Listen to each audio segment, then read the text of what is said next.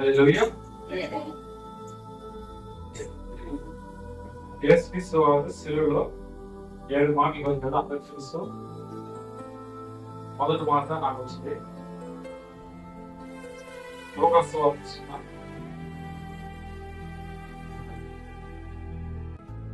23వ అధ్యాయము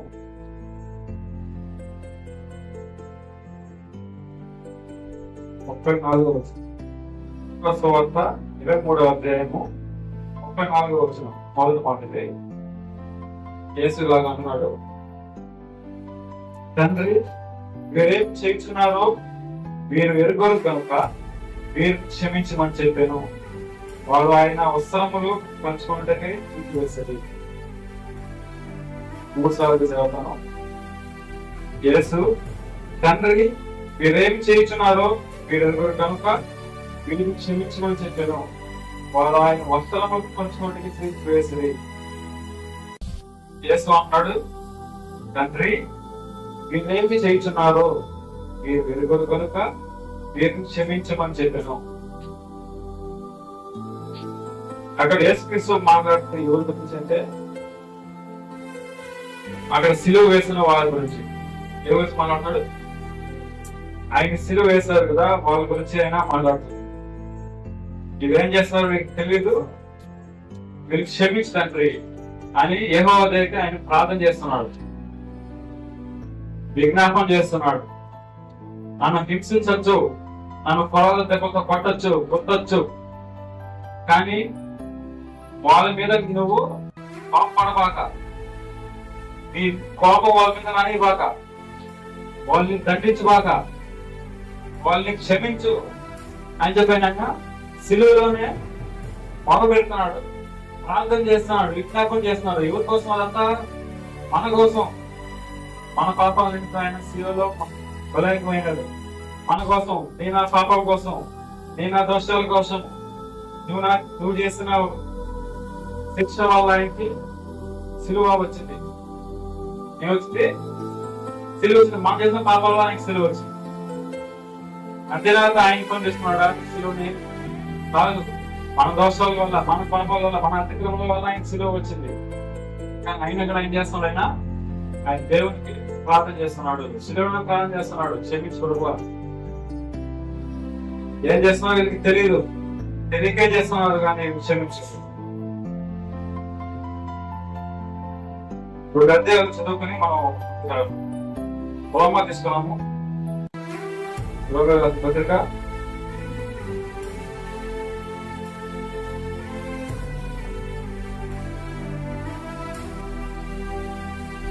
8వ అధ్యాయం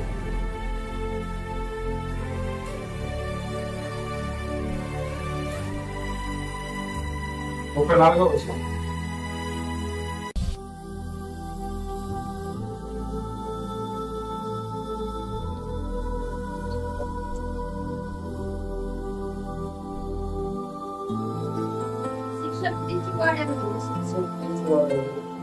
చనిపోయిన క్రీస్తు యేసే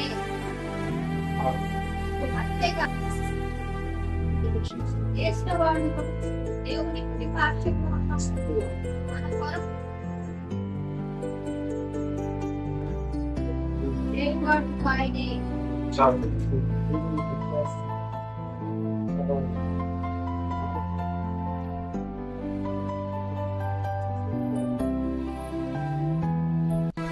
శిక్ష విధించిన వాడెవడు? చనిపోయిన క్రీస్తు యేసే. అంతేకాదు, మృత్యులోకి లేచిన వాడును, దేవుడు పాల్సొన ఉన్న వాడును, మన కొరకు విజ్ఞాపం కూడా చేయవాడు ఆయన. చనిపోయిన ఆయన ఇంట కలిసింది కూడా ఆయన. ఎవరైనా సులభమైన యేసుక్రీస్తు. ఆయన ఏం చేస్తున్నాడు? మన కోసం విజ్ఞాపన చేస్తున్నాడు. ఇంతకుముందు చేశారు కదా మొదటి మాటలో. ఏమని చేశాడు? వీళ్ళేం చేస్తున్నారు తెలియదు, క్షమించు. అదే విజ్ఞాపన, ఆయన చేస్తున్న విజ్ఞాపన అదే. మన పక్షం ఆయనతో మాట్లాడుతున్నాడు. ఎవరితో మాట్లాడుతున్నాడు? తండ్రి అయినా యెహోవా దేవునితో మాట్లాడుతున్నాడు. మనం మాట్లాడుతున్న పోయి మన కోసం మాట్లాడుతున్నాడు. ఇప్పుడు ఆమె పెట్టితే కాకుండా మన అతిగ్రహాలు తుడిచిపైన మాట్లాడుతున్నాడు. క్షమించమని మాట్లాడుతున్నాడు. బతికిన చూడండి మనకు మనం చేసిన పాపాలు, మనం చేసిన దోషాలు బట్టి మనం ఆడుకోవాలని ఏమున్నాయి? అయా మనం క్షమించు, అయా నా పాపాలు క్షమించు, నా దోషాలు క్షమించు, నేను చేసిన తప్పు కూడా క్షమించు అని మనం ఆడుకోవాలి. కానీ అక్కడ శివులో ఉంది, ఆయనే ఆడుతున్నాం మన కోసం. హల్లెలూయా. మన కోసం ఆయన శిలువలో ప్రాణం పెట్టాడు. మన పాపాలని మళ్ళీ క్షమిస్తూ వస్తున్నాడు. హల్లెలూయా. మనం ఏం చేస్తున్నామో మాకు తెలియదు అంత ఆయన చెప్తున్నాడు. ఇప్పుడు నేర్పిస్తున్నారు నిజంగా మాకు తెలియదు. తీసుకుంటే శిలువ వేసిన వాళ్ళు కాదేమో. హల్లెలూయా.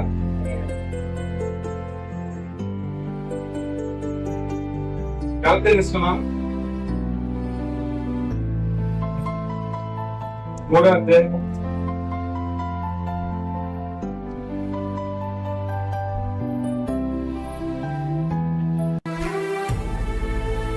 క్రీస్తులోనికి బాప్తిస్మం పొందిన మీరందరూ క్రీస్తుని ధరించుకొని ఉన్నారు.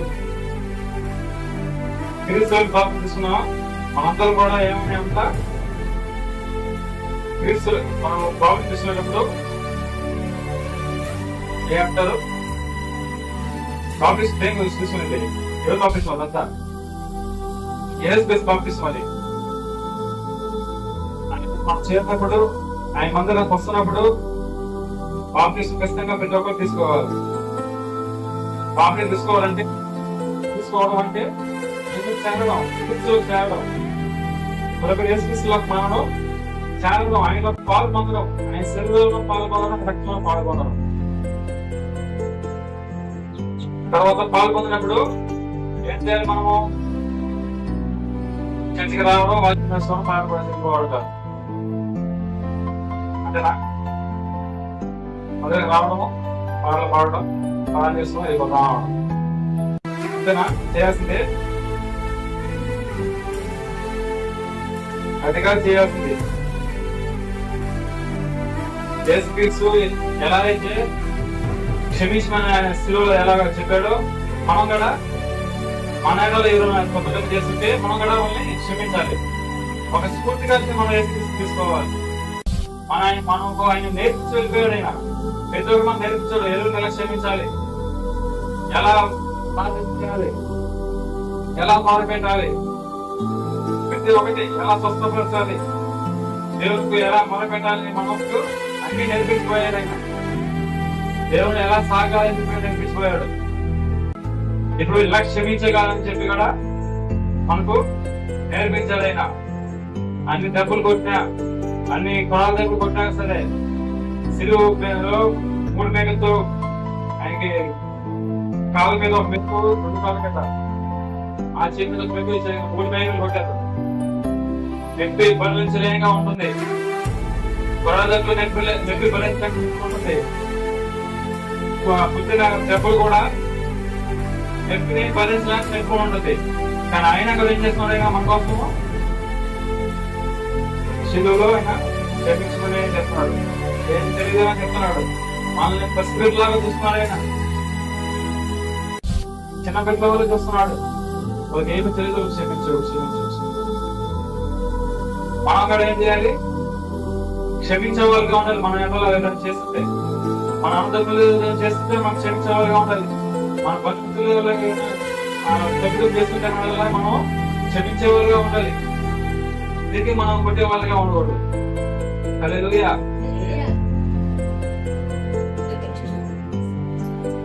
మత్తయి సువార్త తీసుకున్నాం. ప్రతి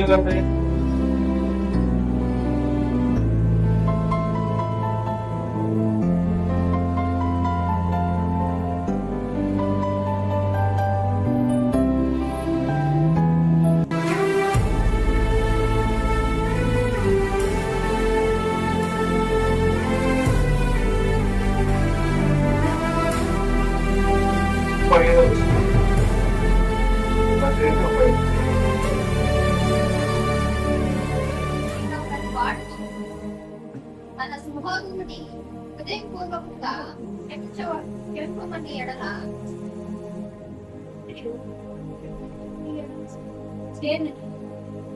వీళ్ళ ప్రతి వాడు తన సహోదరుని హృదయపూర్వకంగా క్షమింపని ఎట్లా మన పనులు తండ్రి మన ప్రకారమే ఎట్లా చేయాలి. మన ప్రతి ఒక్కరు ప్రతి వాడితే లేడీస్ కావచ్చు జెంట్స్ కావచ్చు ఎవరైనా కానీ ప్రతి ఒక్కరు తన సహోదరుని కావచ్చు సహోదరుని కావచ్చు ఏదైనా హృదయపూర్వకంగా అంట కొంచెమే కాదు మనసుకి మొత్తం హృదయపూర్వకంగా మనం క్షమించాలి. కొంచెం సగం క్షమించిన వాళ్ళు కాకుండా పూర్తిగా క్షమించే వాళ్ళుగా ఉంటేనే ఆయన మన పాపాలు కానీ మన దోషాలు కానీ పరలోకంలో క్షమిస్తారంట. ఇక్కడ మనం క్షమించాలి, అక్కడ ఆయన క్షమిస్తాడు మనల్ని. ఇక్కడ ఇది చేసినా సరే అక్కడే మనకు ఇక్కడ పాపం చేసినా మనకు అక్కడ నాకు ఒక తగిన ఫలం ఉంటుంది, మంచి చేసినా తగిన ఫలం ఉంటుంది, క్షమించినా మనం క్షమించబడతాము, ఎవరికైనా ఇచ్చినా మనకు అక్కడ మనకు ఫలాలు ఇవ్వబడతాయి, పనుల మీద ఇవ్వబడుతుంది. ఇక్కడ నువ్వు ఏం చేయకుండా ఉంటే ఇక్కడ ఏమీ ఉండదు. హల్లెలూయా. మనం కూడా ఏం చేయాలి? క్షమించే గుణంగా కలిగి ఉండాలి. యేసుక్రీస్తు క్షమిస్తూ వస్తున్నాడు. క్షమించడా క్షమించలేదా?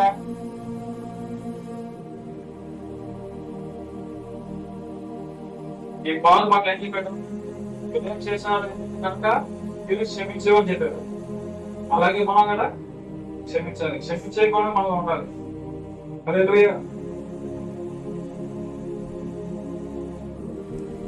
మహాత్మా గాంధీ తెలుసు కదా మీకు అందరికి? గాంధీజీ తెలుసు కదా? గాంధీ తెలుగు చేయదంటే గాంధీ తెలుదా? గాంధీ స్వతంత్ర దేశం గాంధీ ప్రతి నోటి మీద అంటున్నారు బొమ్మ తెలియదా? ఏం చేయలేస్తున్నారా? తెలుగు వాళ్ళు చేయలేదు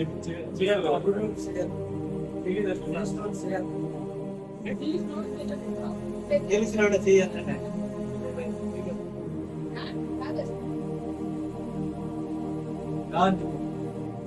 ఆయన గాంధీజీ కూడా బైబిల్ చదివినవాడు. ఏం చదివినవాడు? బైబిల్ చదివినవాడు. ఎప్పుడైనా చూడండి ఆయన స్టాచ్యూలు ఉంటాయి కదా బొమ్మలు, ఇక్కడ కాదు ఆయన చేతిలో ఒక పట్టినట్టు ఉంటుంది. ఉప్పు పట్టిన ఉంటాం కనుక ఇంకో అవపడుతుంది. ఆ ఉప్పు ఏదో కాదు చదివినవాడు, బైబిల్ తీసుకున్నవాడు. ఆయన కదా ఒక అతను చంపాడు కనిపిస్తుంది అతని పేరు. బైబిల్ చదివాడు కాబట్టి ఇంతకు ముందు అయినా గాంధీజీ గారు చనిపోయిన శీతంలో ఆ టైంలో చనిపోయే ముందు ఒక నేను చెప్పేస్తుంటే వాళ్ళకి క్షమించు అని మనసు అనుకున్నాడంట, బయటకు అంటున్నాడంట. ఎవరు నన్ను కొట్టినా నన్ను చంపినా సరే నేను చేస్తున్న ఈ యుద్ధానికి ఎవరైనా నా మీద దండ చేయొచ్చు, దండాలు చేయొచ్చు, కొట్టే విధంగా రావచ్చు, చంపే విధంగా రావచ్చు, కానీ అయినా కదా క్షమించు అని ఆయన అన్నాడంట. ఆయన కొట్టుకో అన్నాడంట. అంతలోనే ఆ గాడి శాతం వచ్చి అతనికి కాల్ చెప్పేశారు. అతను అసలు పేరేంది కొట్టి గాంధీ ఆయన పేరు, కానీ మహాత్మా ఆయన పేరు ఎందుకు వస్తుందంటే ఆయన క్షమించు అని ఆ మాటకి మాత్రమే మహాత్మా అని పేరు వచ్చింది. ఎందుకని మాట అన్నాడు ఆయన? ఏ మాట? క్షమించుకొని నన్ను ఎవరు కొట్టినా నన్ను చంపినా వాళ్ళని క్షమించు. ఉంటే కదా ఇంక మాట మహాత్మా అని ఆ బిరుదు అనేది ఎవరి వల్ల వచ్చింది? బిరుదు యేసుక్రీస్తు వల్ల వచ్చింది. ఎందుకంటే మాట చదువురాడు కదా మొదటి మాట. మీరేం చేస్తున్నారు తెలియదు కనుక క్షమించు. హల్లెలూయా. చిన్న ఉపమానం చెప్పేసి నేను పోసుకుంటాను.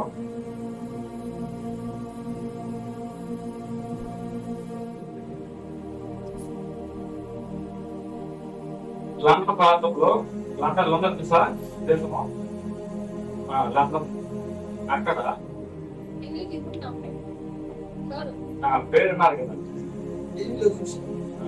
సరే.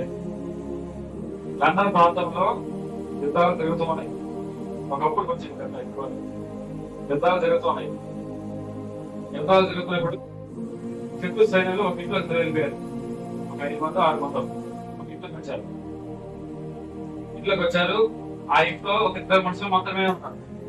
ఆ 2 మనుషులు కూడా స్త్రీలు. ఒక అక్క ఒక చెల్లి ఉన్నారు. అప్పుడు ఈ యుద్ధాలు జరుగుతున్నాయి కదా, స్థితులు వచ్చినప్పుడు వాళ్ళు చెప్పేదానికి ఆ దేశం వాళ్ళు కొట్టుకోవడానికి వచ్చారు. కొట్టుకోవడానికి, శత్రువులు కొట్టుకోవడానికి. ఆ ఇంట్లో 5 మంది 6 మంది దూరం వెళ్ళిపోన్నారు అనమాట. ఆ ఇంట్లో దానికొని ఉన్నారు. ఆ దేశ వాళ్ళు వచ్చి వాళ్ళు పట్టుకొని వెళ్ళిపోయారు. పోతూ పోతూ ఈ అక్క చెల్లెలుగా తీసుకెళ్ళిపోయారు. ఎందుకు తీసుకెళ్లారు? వాళ్ళకి ఆశ్రయం ఇచ్చారని. శత్రువుల్ని చంపేయాలి కదా, శత్రువులు ఏం చేయాలా? చంపేయాలా. కానీ వాళ్ళకి ఆశ్రయం ఇచ్చారని చెప్పి వాళ్ళని పట్టుకుని వెళ్ళిపోయారు. అక్క చెల్లెలిద్దరిని. శత్రువులు మాత్రం చంపేశారు 5 మంది 6 మందిని. ఈ అక్క చెల్లెల్ని ఎన్నో నానా విధాలుగా కొట్టారు, గందరగోళం చేశారు, అత్యాచారం చేశారు. 5 సంవత్సరాలు జైల్లో పెట్టారు. తర్వాత మళ్ళీ వాళ్ళని విడుదల చేశారు. విడుదల చేసిన తర్వాత ఆ ఇంట్లో విద్యార్థులు ఉండేది పెద్ద ఏమంటే చర్చికి వెళ్ళింది. ఎక్కడికి వెళ్ళింది? చర్చికి వెళ్ళింది. చర్చికి వెళ్ళింది. చర్చిలో వాక్యం వింటూ ఉంది. చర్చి నుంచి బయటకు వచ్చింది. వాక్యం వింటున్న తర్వాత ఇంతకుముందు 5 సంవత్సరాల కిందట వాళ్ళిద్దరిని అత్యాచారం చేశారు కదా, కొట్టారు కదా. వాళ్ళలో ఒకడు ఆ సైనికుడు కంటపడ్డాడు, అవ్వడ్డాడు. అర్థమవుతుందా? వాళ్ళలో ఒకడు ఆమెకి పెద్దానికి అవ్వబడ్డాడు. మనకు అవ్వబడి మనం ఏం చేస్తాం? 5 సంవత్సరాల కిందట మనల్ని కొట్టినవాడు, అత్యాచారం చేసినవాడు, గందరగోళం చేసినవాడు మనకు కందుపడితే 5 సంవత్సరాల తర్వాత మనం ఏం చేస్తాము? ఏం చేస్తాం? కోపం వస్తుంది ఖచ్చితంగా. అది ఏ చేతులు దొరికితే కొట్టేస్తాం. ఖచ్చితంగా కొట్టేస్తుంటాం, గందరగోళం చేస్తుంటాం. అందరూ పిలిచి వాళ్ళు ఎక్కడికి అవ్వబడింది ఖచ్చితంగా కొట్టుకుంటే గందరగోళం చేస్తాం.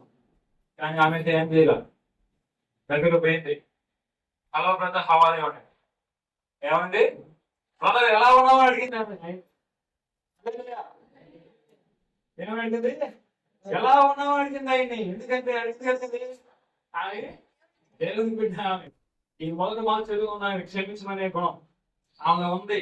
యేసు క్రీస్తు కూడా ఆయన నేర్చుకోండి ఆమె క్షమించే గుణాన్ని. ఆయన్ని క్షమించింది.